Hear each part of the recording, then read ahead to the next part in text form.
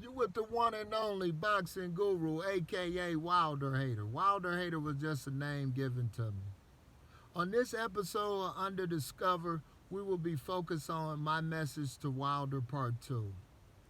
It's been 2 weeks after the big fight. There's been so much going on the internet with the glove and different things. Should Floyd Mayweather train Wilder? Should George Foreman train Wilder? To me, this is a beautiful thing. It's like a big flame. The flame is going brighter and brighter. The smoke is becoming bigger and bigger. It seems like it's becoming real global. The flames and the smoke can be seen around the world. So this is a great thing for the champ. The champ shouldn't feel down on this fight because I think he won the war. He might have lost the fight, but he won the war. Because his nation of people he are putting together, they are coming together. Soldiers are standing up. They getting in line and position to do God's battle. And Wilder the King has set this up with his loss, in my opinion. This was beautiful, but he gonna get redemption. So I really like what's going on. It's a bigger purpose for Wilder, I believe. And that's why all this is going on, because he's moving mountains, a lot being done. A lot of YouTubers are doing excellent work. I like to give a shout out to some of them. Blue Blood Sports, Fred from Barbershop Conversation, Champside. They gathering a lot of people together on Wilder's behalf, and not just Wilder's behalf. They might not realize it. They doing the whole as the race of boxing, the race of the black community. It's showing importance how blacks can stand together. This is like a revolutionary thing in 2020. So I'm loving what I'm seeing and stuff like that. We just got to get the right people as far as the educated teachers in position so we can delegate and or position the right people in their place so we can come together and get things done collectively. And I believe it starts with Wilder. Wilder, this is my message to you. I believe you should contact Floyd Mayweather. I know a lot of people might disagree because he was considered a hater like myself, but I disagree with that. I don't believe Floyd is a hater or myself. I just believe the big picture is I think we need to unite. It's not just about boxing.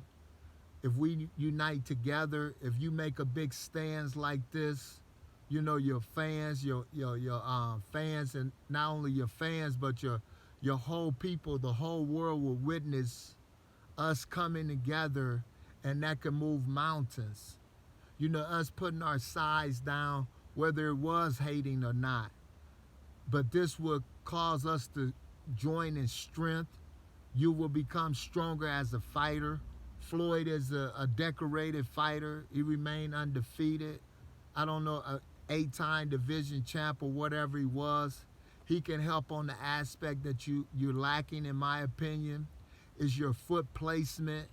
Even though Floyd is a welterweight, use a middleweight, he still can show you transitioning with your foot, so Tyson won't be able to just budge in on you because you got your legs spread too far apart and you just circling one way. Floyd can help you with that, on your balance, rotating your punches and stuff like that. So it's definitely best to bring Floyd in just on that alone. He don't have to be your head trainer, but I think as a mentor or just somebody there to encourage you, stuff like that. We need that as people. We need to put pride aside because, like I said, pride can mislead us and think people are hating against you and stuff like that, where you never know where your blessings come from. So it's very important for you to take advantage of that. Even if Floyd is coming from a sideways or won't attention like people might accuse him of, but it's up to, you should call him back and put him on there so your fans and people can know that we can change. We can work together for the good of humanity. You know, humanity, humanitarians, things like that. So it's very important. With George Foreman, I think George Foreman is also a good mentor for you because George can help you with the physicality of fighting Fury, and he can help you with the loss that you might be troubling you as a fighter, that fighters go through and stuff like that. Because George, you and George have a lot of similarities in my opinion. You know, George was fighting Muhammad Ali. He was big and strong like you, knocking people out. He didn't have that devastating one punch like you did, but he was knocking folks out.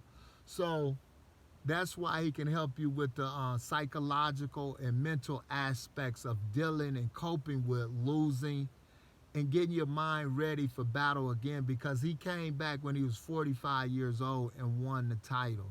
So George has been there and done that. So that's a great move to go to somebody like that who's been in that type of position, know how it feels and stuff like that. So George is definitely a great position on that. But me, I just truly believe you need a few people to understand your foot placement. Floyd can help with that. And your punch selection. You don't need your first punches always to go to a person's head, because Tyson Fury is too long and he's too slippery for that. That's why he pulls back and you really don't hit him flush. So that's why your punch selection got to be correct. Go to the body. That right hand got to be a hard punch to his body, like you hitting a heavy bag, and then you pivot off of it with your hooks. Then you can step around with your foot movement that Floyd can help you with and stuff like that. So you can keep that separation, and off your third or second punch at him, you can be able to drop the bomb like you've been trying to do.